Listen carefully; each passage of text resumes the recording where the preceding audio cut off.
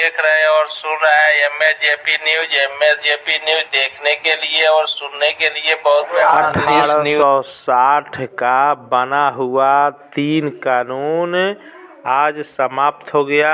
इसमें अमित शाह किस प्रकार सदन में गरजे, आइए सुनते हैं डायरेक्ट सदन से। बात है कि आज मैं इस महान सदन के सामने 3 कानून लेकर उपस्थित हुआ हूँ। माननीय अध्यक्ष जी, ये एक ऐसा मौका है जब हमारा संविधान अगले वर्ष 75 साल पूरे कर लेगा।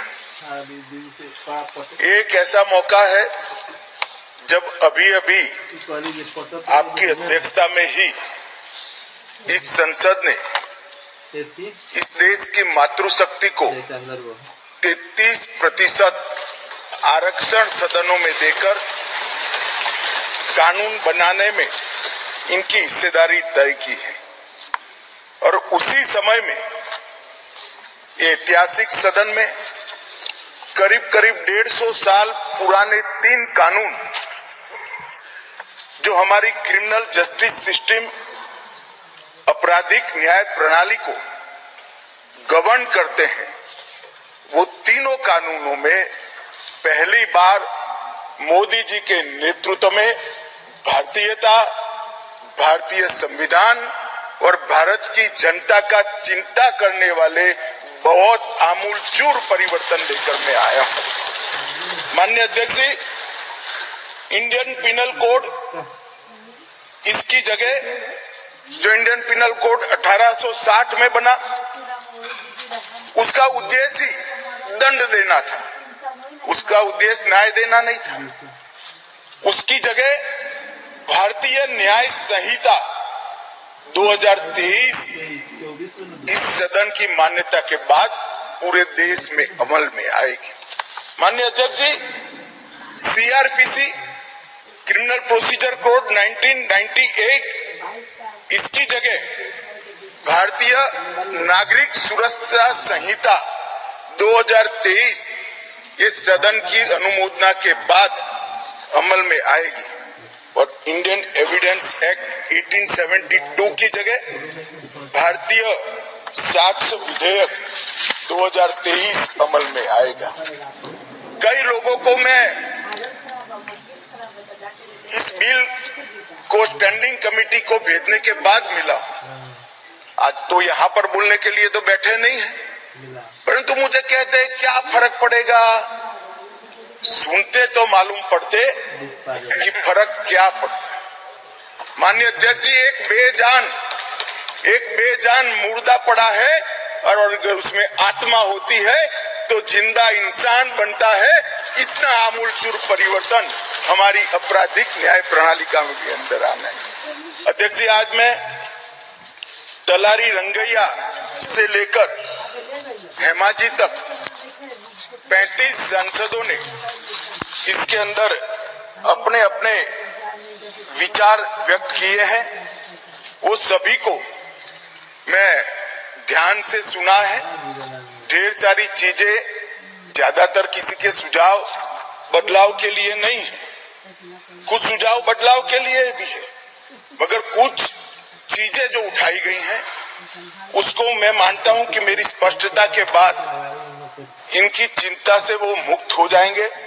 और कुछ लोग ओवैसी साहब हो या कोई 1-2 और है जिनकी चिंता ही ऐसी है जो समाप्त नहीं की जानी चाहिए। चिंता उनकी एक कानून से बड़ी है, वो बहुत उचित हुआ। इसलिए ऐसी चिंता का मेरे पास कोई समाधान नहीं है, परंतु स्पष्टता से काफी सारी चीजें क्लियर हो जाएगी। और मैं 3 ऑफिशियल अमेंडमेंट लेकर भी आऊंगा जो मैं बाद में बताऊंगा। माननीय अध्यक्ष जी, तीनों कानून अंग्रेजों के जमाने से बनाए थे। जैसा मैंने कहा कि 150 साल पुराने कानून। मोदी जी ने प्रधानमंत्री बनने के बाद गुलामी की मानसिकता और गुलामी के सारे चिन्ह इस देश में से जल्दी से जल्दी मिट जाए और नए आत्मविश्वास के साथ महान भारत की रचना का रास्ता प्रशस्त हो, इस पर आग्रह रखा।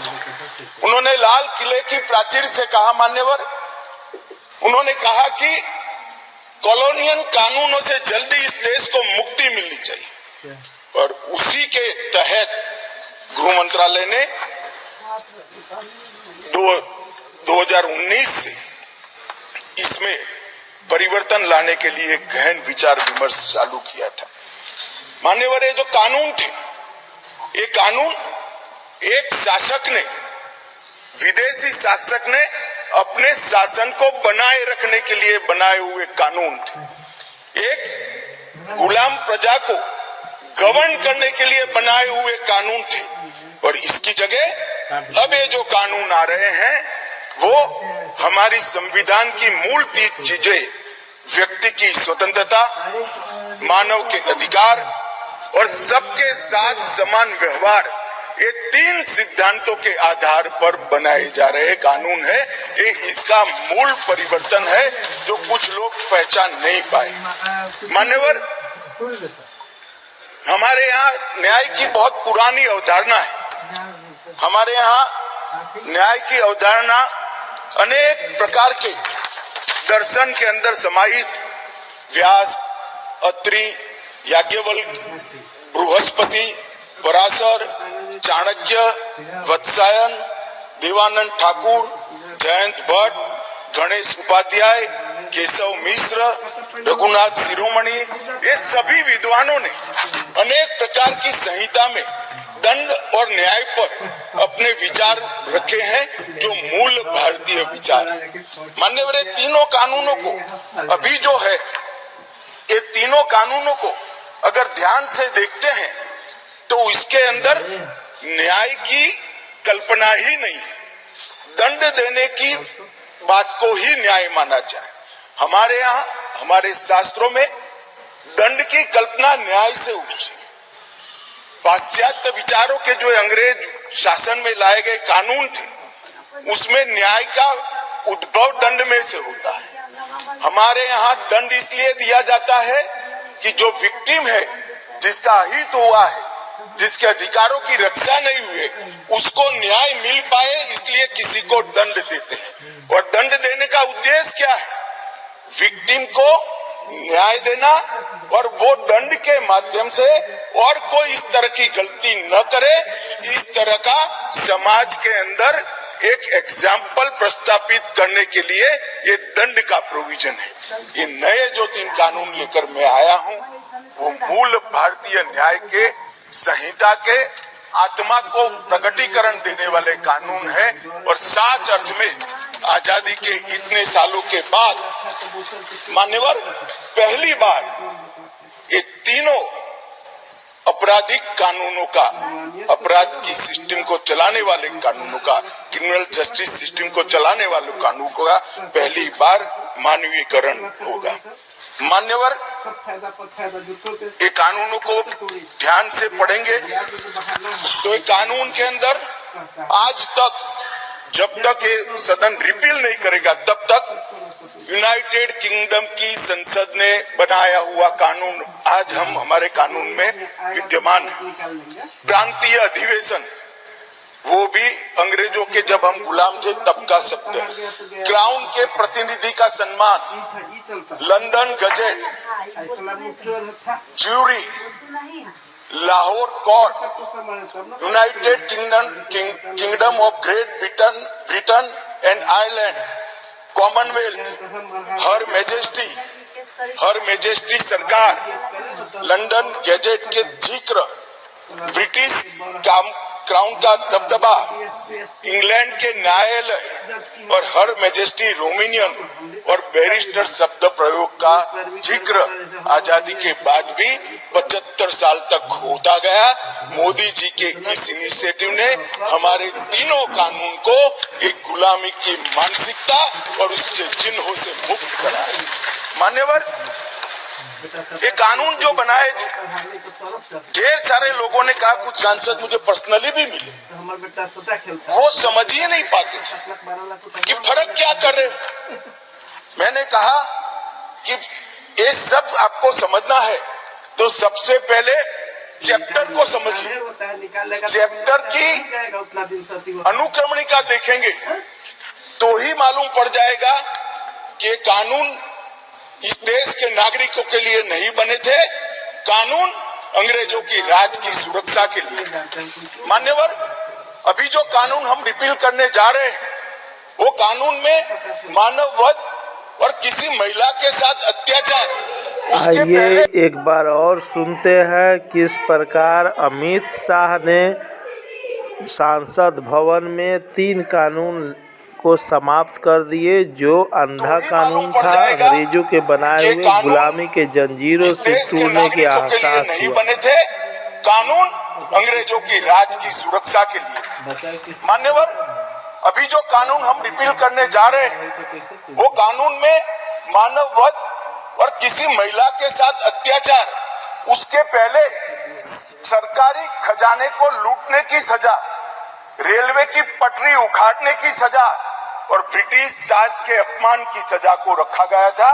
मानव वध तो बेचारा 302 नंबर पर बैठा बैठा अपनी राह देख रहा था। सुरक्षा प्रायोरिटी क्या थी? मानव वध नहीं थी। किसी महिला के साथ हुआ दुर्व्यवहार, अत्याचार को न्याय दिलाना नहीं था। प्रायोरिटी खजाने की रक्षा था, रेलवे की रक्षा था और ब्रिटिश ताज की सलामती रखना प्रायोरिटी थी।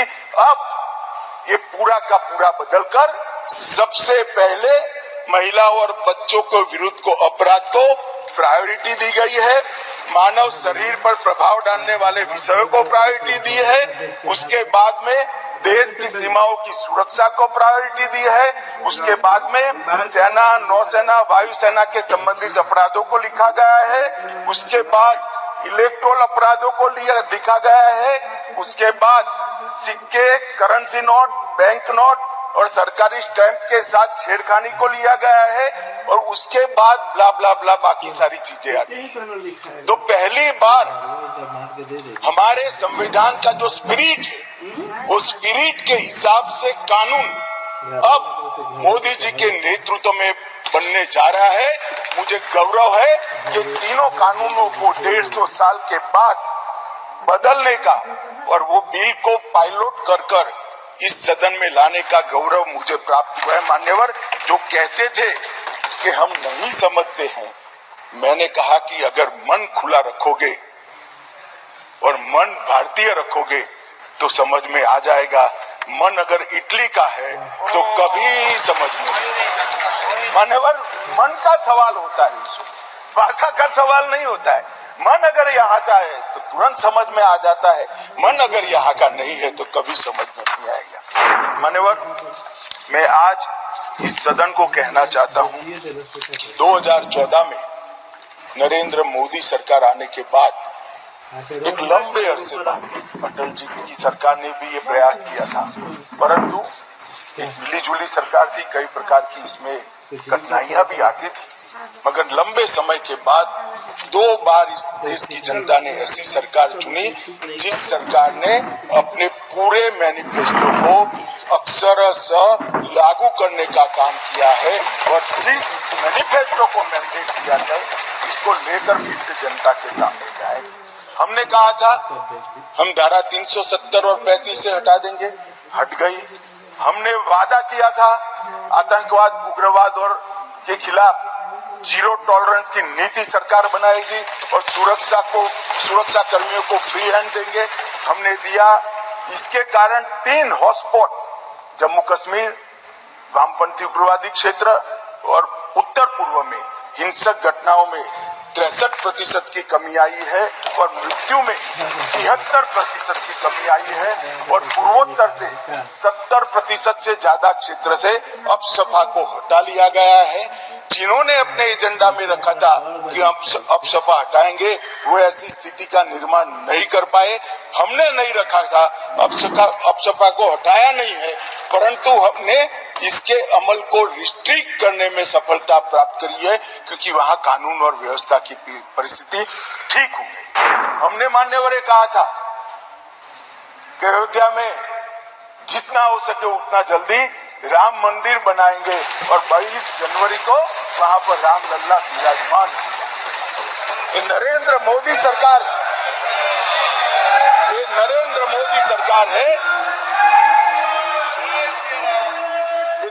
मोदी सरकार है मान्यवर, जो कहती है वो करती है। मान्यवर, हमने कहा था संसद और विधानसभा में महिलाओं को 33% आरक्षण देंगे।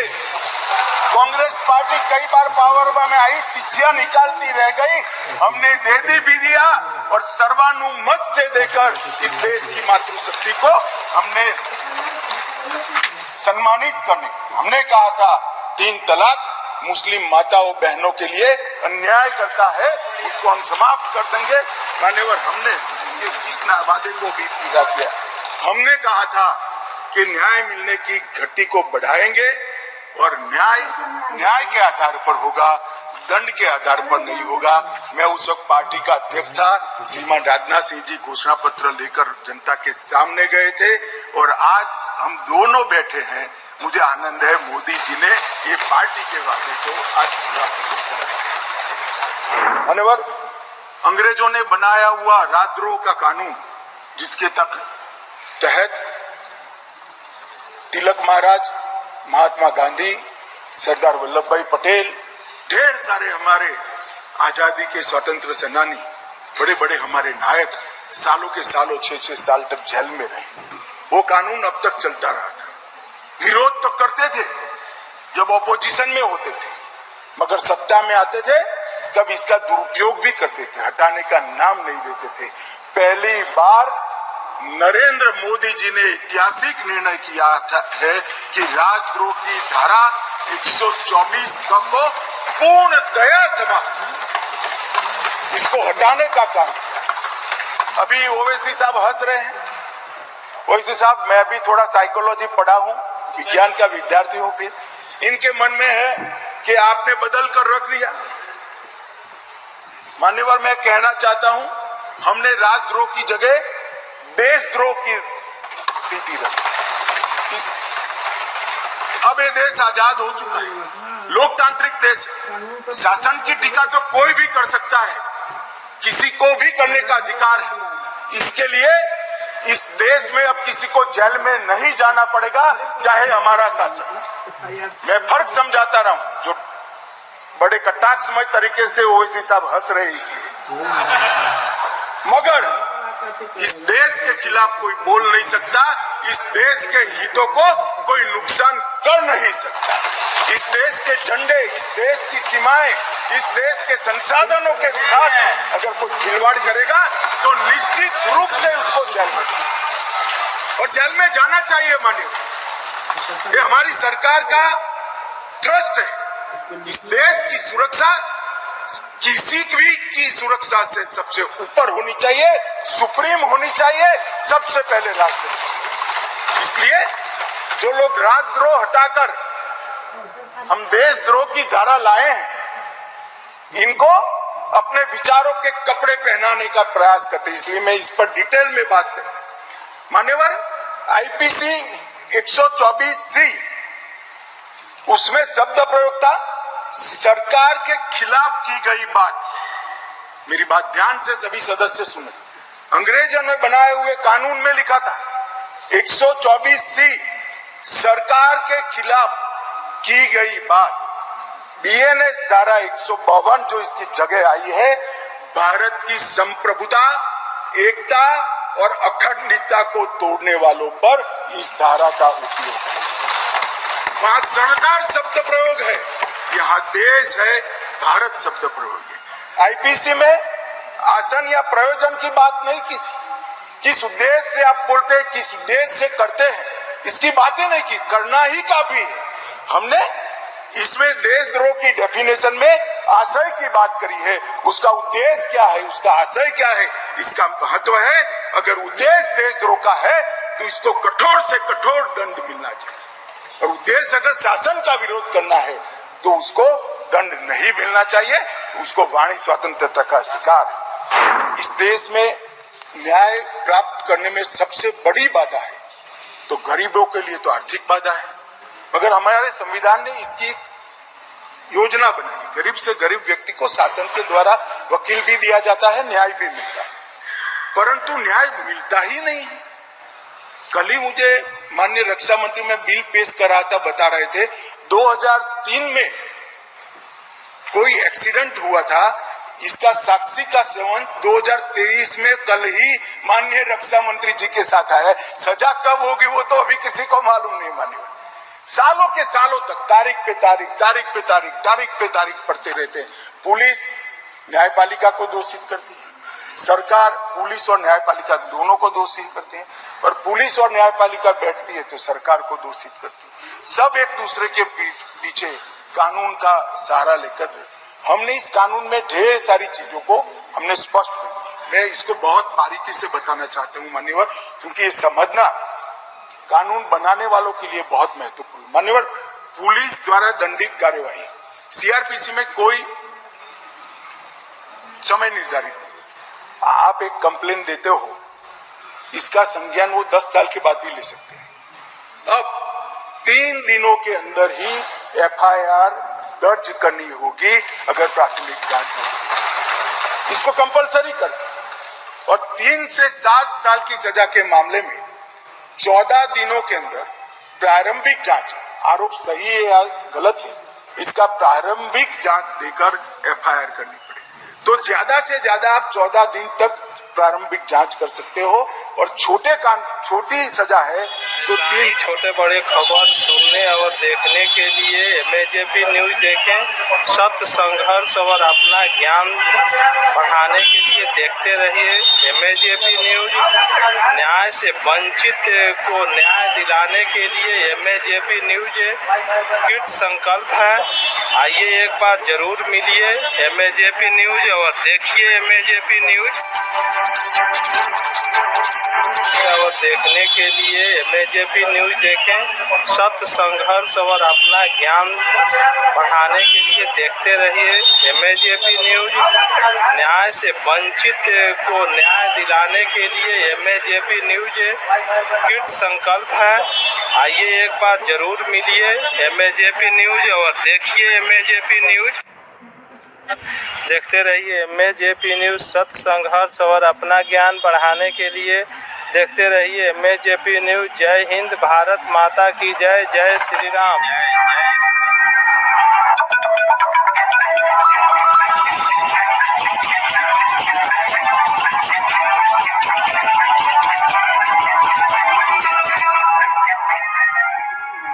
धन्यवाद। देखते रहिए एमएजेपी न्यूज। सत्य, संघर्ष और अपना ज्ञान बढ़ाने के लिए देखते रहिए एमएजेपी न्यूज। जय हिंद, भारत माता की जय, जय श्री राम।